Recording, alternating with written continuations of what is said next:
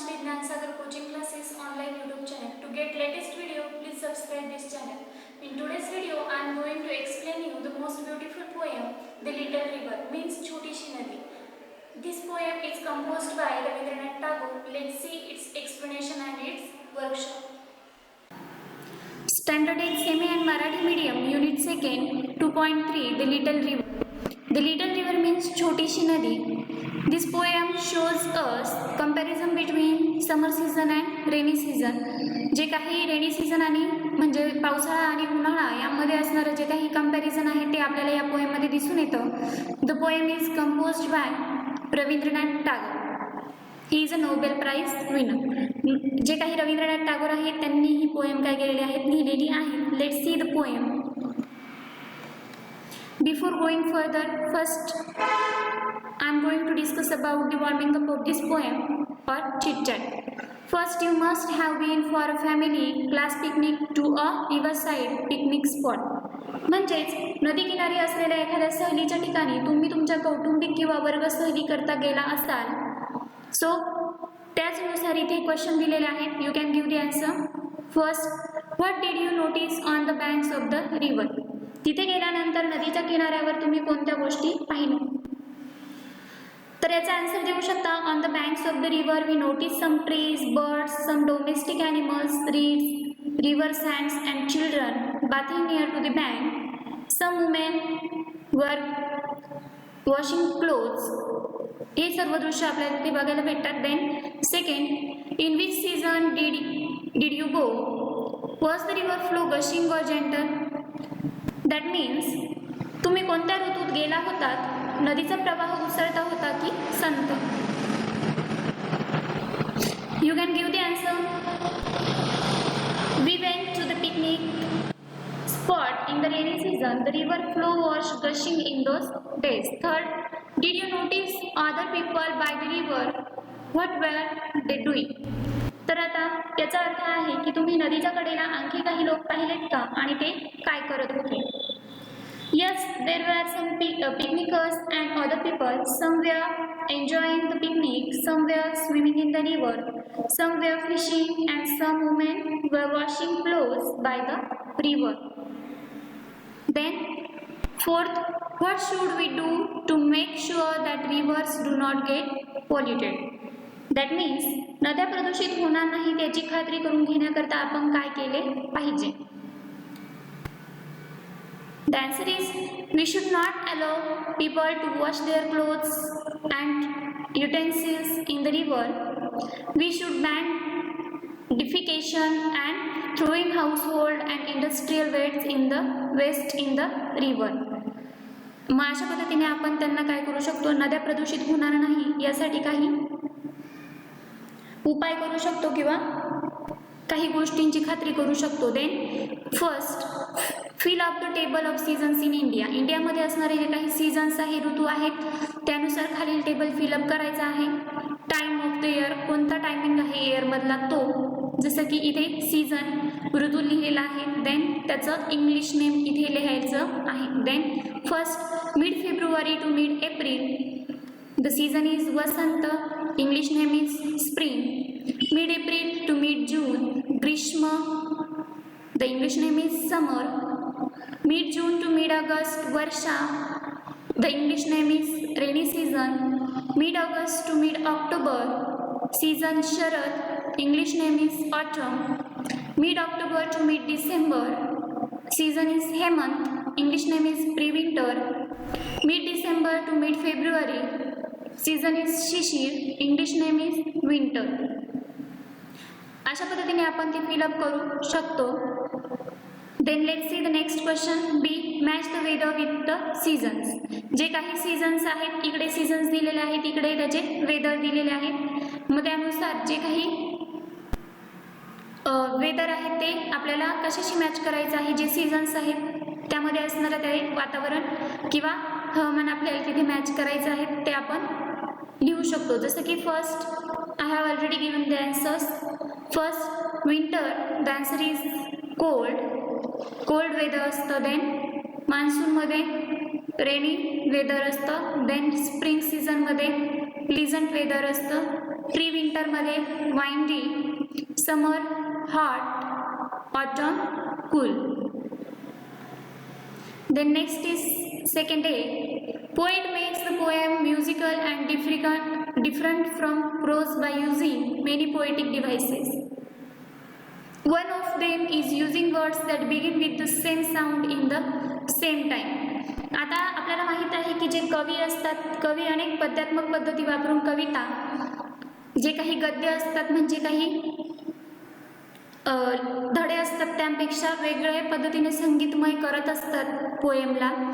तर अशा पद्धतीने संगीतमय करण्यासाठी कधी कधी ते काय करत असतात, जे वर्ड्स असतात सेम साऊंडचे, सेम ध्वनी असणारे वर्ड्स काय करत असतात पोएममध्ये वापरत असतात आणि एकाच लाईनमध्ये किंवा सेम टाईमला यूज करत असतात. जसं की for example beautiful birds, sad songs, stepping stones, city side, no one knows. वरील ज्या आपण काही लाईन्स बघितल्या त्यामध्ये आपल्याला दिसून येतं की जे काही ध्वनी आहेत त्या ध्वनींची काय झालेली आहेत, पुनरावृत्ती झालेली आहेत किंवा ते परत परत ऐकू येत आहेत. मग याला काय म्हणणार ते आपण बघणार आहोत. This device is called alliteration and belongs to set of similar devices named figure of speech.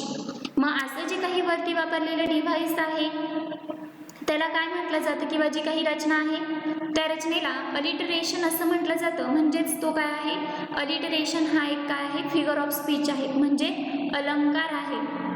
मग त्याला काय म्हणणार, अनुप्रास अलंकार असं मराठीमध्ये त्याला म्हटलं जातं. ज्यामध्ये काय केलं जातं, जी काही कविता आहे तिचा गोडवा किंवा भाषेचा गोडवा वाढवण्याकरिता एकाच प्रकारचे ध्वनी एकाच ओळीत असलेल्या शब्दांचा उपयोग केला जातो. Figure of speech add to the beauty of a poem. Then नाव write 5 pairs of words that begin with the same sound. मग अशा सारख्या ध्वनींनी तयार झालेले 5 लाईन्स तुम्हाला काय करायच्या आहेत, लिहायच्या आहेत किंवा 5 एक्झाम्पल्स लिहायचे आहेत. जसे की first, uncles umbrella, tall tree, high heels, my mother may make dosa for me, lawyer labourers. मग अशा पद्धतीने आपण एक्झाम्पल लिहू शकतो. बट एक गोष्ट नोट करायची आहे, please note here the first sound is important, not the first letter in the spelling. यामध्ये पहिला जो काही साऊंड आहे, ऐकू येणारा जो ध्वनी आहे तो महत्त्वाचा आहे, ना की त्यामध्ये वापरलेलं first letter. Then B. Poets also make use of words that resemble a sound. The words are, for example, bang, swish, beep, roar, tweet, etc. Such words are called onomatopoeic words. If they occur in the some line of a poem, the figure of speech in that line is called onomatopoeia.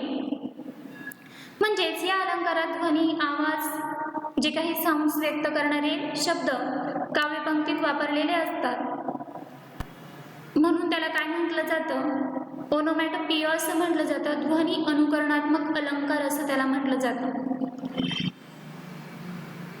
Then जसं की third, play again, get set a time limit of 5 minutes using letters from the word onomatopoeia. Make as many 4, 5, 6 letter words and write them down. The one who makes maximum number of words within the time limit is the winner. मग आता यामध्ये काय सांगितलेलं आहे, ओनोमॅटोपिया या शब्दापासून शक्य होतील तेवढे 4-5-6 अक्षरी शब्द, अर्थपूर्ण शब्द तयार करून 5 मिनिटात लिहायचे आहे. जसं की पोषण, onion, potato, patient, open, a point. मग या पद्धतीने आपण हे जे काही पोएममध्ये असणारे जे काही फिगर ऑफ स्पीच आहे त्यांची ओळख करून घेतली. Let's see the poem and it's explanation and workshop. The little river means छोटीशी नदी. Our little river it meanders along. In summer the water is only needed and cows and carts can cross it with ease. For the banks though high are not too steep. यामध्ये काय सांगितलेलं आहे, आपली जी काही छोटीशी नदी आहे ती काय करत असते, it meanders along. Meanders means flow with twist and turns. वळणे घेत घेत काय करत असते, पुढे चालत असते. In summer the water is only needy. पण उन्हाळ्यामध्ये तिचं जे काही पाणी असतं ते कसं असतं, ओनली नीडी, फक्त गुडघ्यांपर्यंतच असतं. And cows and carts can cross it with is. आणि ज्या काही आपल्याकडे असणाऱ्या गायी असतात किंवा ज्या काही बैलगाड्या असतात त्या इझिली काय करू शकतात, ती जी नदी आहे तिला ओलांडून दुसऱ्या बाजूला जाऊ शकतात.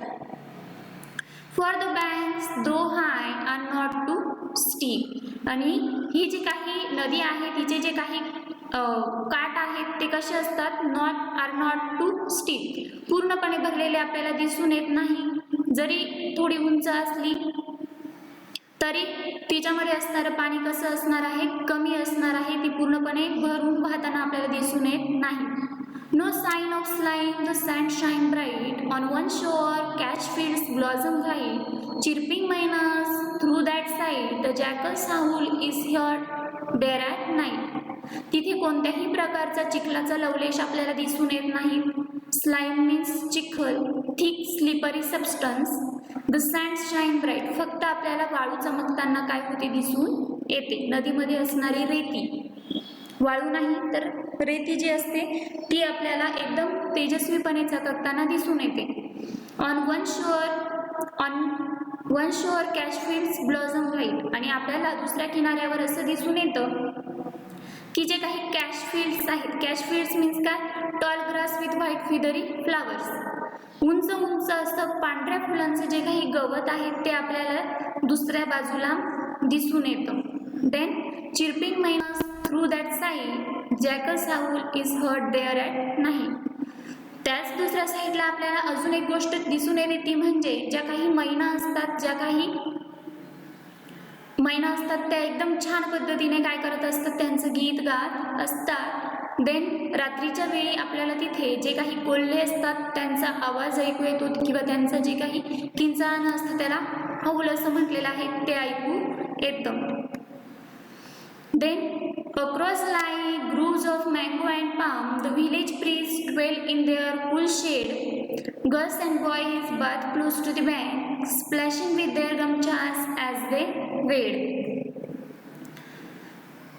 आणि आपल्याला तिथे अजून एक गोष्ट दिसून येते की ज्या काही ग्रूव्ज असतात, ग्रूव्ज मीन्स वनराई, सगळीकडे पसरलेल्या ज्या काही आंब्याच्या वनराई आहेत आणि जे काही पाम वृक्ष आहेत त्यांच्या ज्या काही वनराई आहेत त्या आपल्याला दिसून येतात.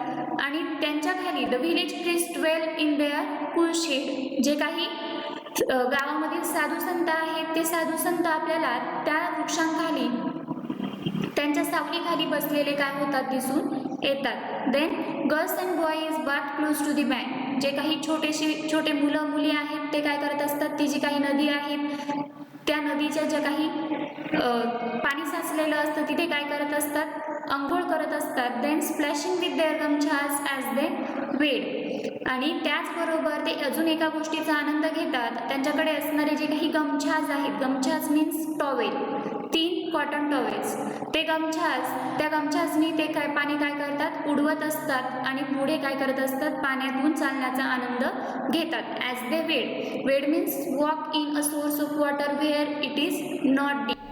खूप उंच नसणार किंवा खूप खोल नसलेलं अशा पाण्यातून ते काय करतात, चालतात.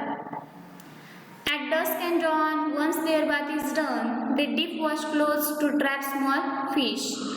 To their household tasks the wives return, having used river sand to score each dish. आणि आपण जर बघितलं डस्क अँड डॉन मीन्स सकाळ आणि संध्याकाळ, तर त्यावेळेस त्यांची bath, once their bath is done, त्यांची आंघोळ पूर्ण झाल्यानंतर ते काय करतात, they dip wash clothes to trap small fish. त्यांच्याकडे असणारे जे काही कपडे आहेत ते कपडे त्या पाण्यामध्ये बुडून काय करतात, ते छोटे छोटे जे मासे आहेत त्या मासोळी पकडत असतात.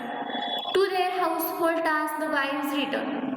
घरकामावरून बायकाही आता ज्या काही वुमेन्स आहेत, गृहिणी आहेत, त्याही काय करत असतात, रिटर्न होतात किंवा नदीवरती परततात. Having use river sand to scour each dish. त्यांच्याकडे असणारे जे काही भांडे आहेत ते भांडे ते नदीमध्ये असणारी जी काही रेती आहे तिने घासून काय करतात, स्वच्छ करतात. हे झालं आपल्याला इथे त्यामध्ये दिसून आलेलं दृश्य, समर सीझनमध्ये असणारं नेचर. देन दृश्य In Ashad, clouds gather, the waters rise.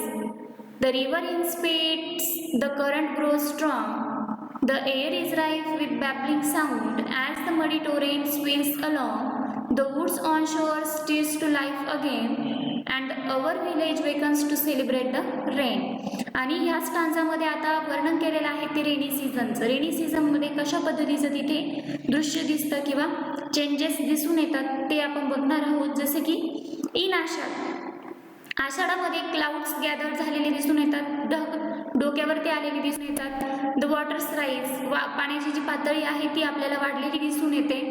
The rivers in spate, the current grow strong. In spate means काय? A sudden flood in a river. नद्यांना प्रचंड प्रमाणामध्ये मोठा पूर आलेला दिसून येतो. त्यांचं जे पाणी आहे ते काय होत असतं? करंट ग्रो स्ट्रॉंग, खूप प्रचंड वेगाने पुढे वाहू लागतं.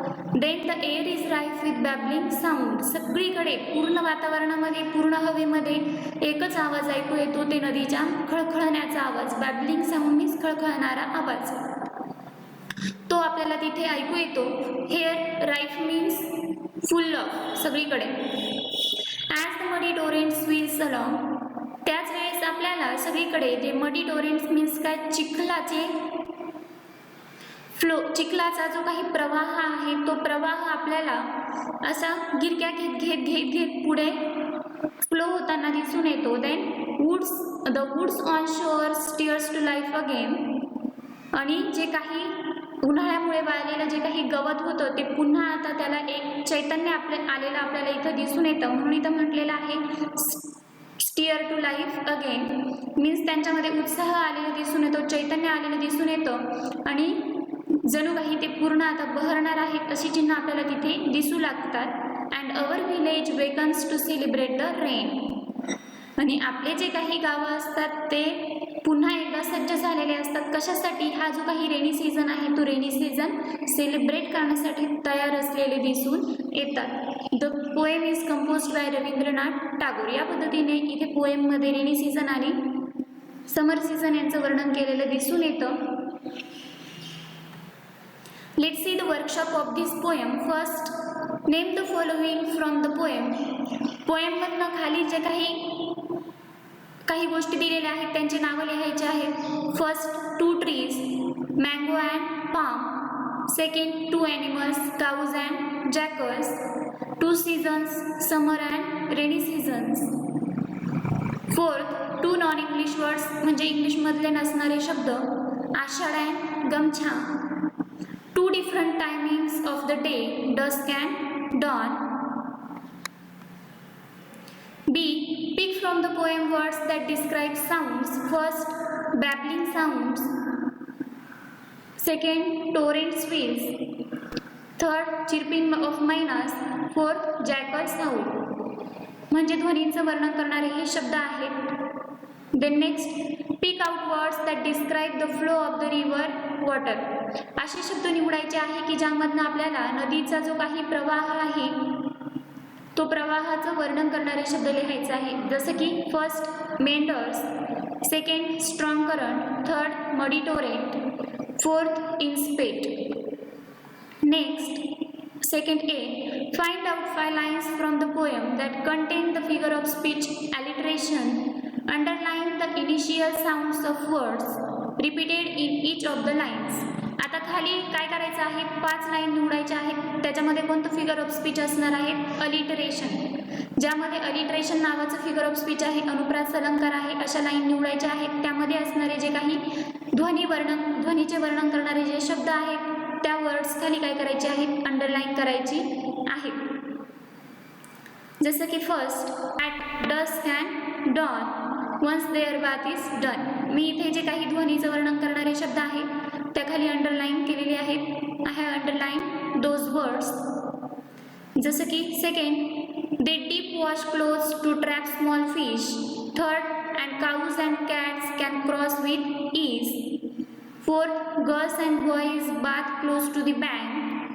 Fifth, no sign of slime, the sand shine bright. Next, B, pick out 4 lines that contain the figure of speech onomatopoeia. Onomatopoeia. तर ओनोमॅटोपिया मीन्स ध्वनी अनुकरणात्मक अलंकार जो आहे त्याचं वर्णन करणारे जे काही शब्द आहेत किंवा ज्या लाईन्स आहेत त्या इथे निवडायच्या आहेत किंवा फाइंड आउट करायच्या आहेत. First, chirping mynas through that side. Here the word is chirping. It shows the figure of speech onomatopoeia. Second, the jackal's howl is heard there at night. The word is howl. Third, the air is rife with babbling sounds. Fourth, as the muddy torrent swills along. Next, rearrange the words in alphabetical order. खालील शब्द अनुक्रमाने काय करायचे आहेत, लावायचे आहेत. Then first, summer, science, slime, sand, shed, stir, scour, sound, swirl, strong. The answer is sand, scour, shed, sign, slime, sound, stir, strong, summer and swirl. तर या पद्धतीने आपण जे काही वर्ड्स आहेत ते अनानुक्रमे काय करू शकतो, लावू शकतो. Then B second, banks, blossom, boys, bath, babbling. The answer is babbling, banks, bath, blossom, boys. Third, this, though, to, throng, there, THEIR, there, they, trap and tory. The answer is THEIR, there, THERE, there, these, they, though, throng, to, torrent and trap. Next, fourth question, what aspects from the poem do the following phrases describe? खाली काही वाक्यांश दिलेले आहेत. Phrase means वाक्यांश. त्या वाक्यांश मधनं आपल्याला कोणतं वर्णन केलेलं दिसून येतं ते आपल्याला लिहायचं आहे. जसं की first, there cool shade. Answer is the phrase describe the cool shade of the mango and palm group. म्हणजे जे काही वनराई असतात त्यांची जी काही सावली आहे त्याचं वर्णन आपल्याला इथे दिसून येतं. Then B, only needed. The answer, the phrase describes the water in the river which is only needed during summer. Next, C, not too steep. The answer is the phrase describes that both the banks of river which are not very steep means not rising sharply. D, housework on the river bank. Answer is household work of wives means women. E, in spate. The answer is rivers flood. F, rife with sounds. The answer is the air. Fifth question, the poem describes two different pictures of the river in summer and rainy season. Write down 4 points of contrast in the changing scene of the river. आता आपल्याला माहित आहे की कवीने इथे दोन सीझनचं वर्णन केलेलं आहे आणि कंपॅरिझन दाखवलेलं आहे. जसे की आपल्याला दोन दृश्य इथे दिसून येतात, समर सीझन मधला आणि रेनी सीझन मधलं. तर आपल्याला त्यामध्ये असणारे जे काही चेंजेस आहेत ते चेंजेस काय करायचे आहेत, लिहायचे आहेत. जसं की answer is in summer the little river water only needy. उन्हाळ्यामध्ये आपल्याला त्यामधलं पाणी, नदीतलं पाणी खूप कमी दिसून येतं किंवा गुडघ्यापर्यंतच असलेलं दिसून येतं. In monsoon flooded river means नदीला पूर आलेला दिसून येतो. सेकंड, मेंढर्स लॉंग, वळणे घेत घेत ती चाललेली असते. In monsoon Torrent grow strong, current grow strong म्हणजे मान्सूनमध्ये आपल्याला तिचा प्रवाह अतिशय जोराचा असलेला दिसून येतो. Then third, banks not so steep, water म्हणजे नदीचे जे काही किनारे आहेत ते आपल्याला खूप जास्त भरलेले दिसून येत नाहीत. त्याच उलट in monsoon water rises torrents whirls along, नदीची जी काही पातळी आहे ती आपल्याला वाढलेली दिसून येते आणि जे पाणी आहे ते गिरक्या घेत घेत पूर्णपणे पुढे जोरात चाललेलं दिसून येतं. जसं की fourth, no sign of slime, sand shine bright, उन्हाळ्यामध्ये तिथे चिखलाची कुठलीही चिन्हे दिसून येत नाहीत. त्या उलट जी काही नदीतील रेती आहे ती आपल्याला चमकताना दिसून येते. And in rainy season the village stirs to life, stirs pen. या उलट आपल्याला व्हिलेजमध्ये असं दृश्य दिसून येतं की नद्यांना पूर आल्यामुळे तिथे जे काही व्हिलेज पीपल्स आहेत त्यांनाही आपल्याला त्या गोष्टींचा त्रास झालेला दिसून येतो. टू लाईफ टिअर्स पेन, काही लोकांना वेदना झालेल्या देखील आपल्याला तिथे दिसून येतात. नेक्स्ट आहे गेस हू आय ॲम.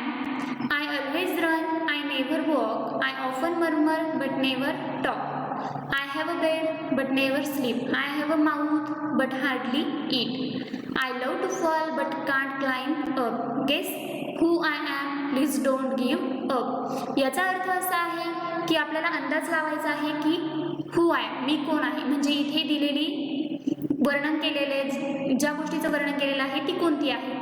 जसे की ती म्हणते आय ऑलवेज रन, मी नेहमी पळते, आय नेव्हर वॉक, मी चालत नाही, मी नेहमीच कुजबुजत असते पण मी बोलत नाही, माझ्याकडे बेड आहे पण मी झोपत नाही, I have a mouth hardly eat, माझ्याकडे तोंडही आहे पण मी कधी कधीच खाते किंवा अशा पद्धतीने वर्णन केलेलं आहे. Then I love to fall but can't climb up, मला पडायला आवडतं पण मला चढायला आवडत नाही, म्हणजे मी चढू शकत नाही.